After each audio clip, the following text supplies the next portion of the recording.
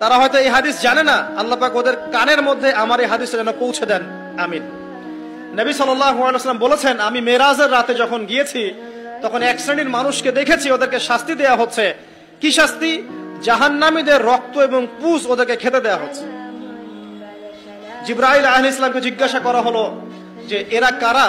তিনি বললেন, এরা আপনার উম্মতের সেই সব ব্যক্তি যারা মাদকদ্রব্য সেবন করত। আল্লাহ রাব্বুল আলামিন তার হাবিবের মাধ্যমে জানিয়েছেন, যখন কোন মুসলিম মাদক সেবন করে বা কোনো ব্যক্তি মাদক সেবন করে তখন 40 দিন তার নামাজ কবুল হয় না। এরপর যদি সে তওবা করে তাহলে আল্লাহ পাক তার তওবা কবুল করবেন ইনশাআল্লাহ। যদি সে আবারও মাদক খায় তওবা করার পর, আবার 40 দিন তার নামাজ কবুল হবে না। যদি সে আবার তওবা করে আল্লাহ পাক আবার তাকে মাফ করে দিবেন। যদি সে আবারও মাদক খায় আবার 40 দিন তার নামাজ কবুল হবে না। তারপর যদি আবার তওবা করে আবার আল্লাহ তাকে মাফ করে দিবেন। এরপরেও যদি সে আবার মাদক দ্রব্য সেবন করে, নবী সাল্লাল্লাহু আলাইহি ওয়াসাল্লাম বলছেন তাকে আল্লাহ রাব্বুল আলামিন পরকালে মৃত্যুর পরে তিনাতুল খাবাল পান করাবেন। তিনাতুল খাবাল। জিজ্ঞাসা করা হল, ইয়া রাসূলুল্লাহ, তিনাতুল খাবাল কি জিনিস?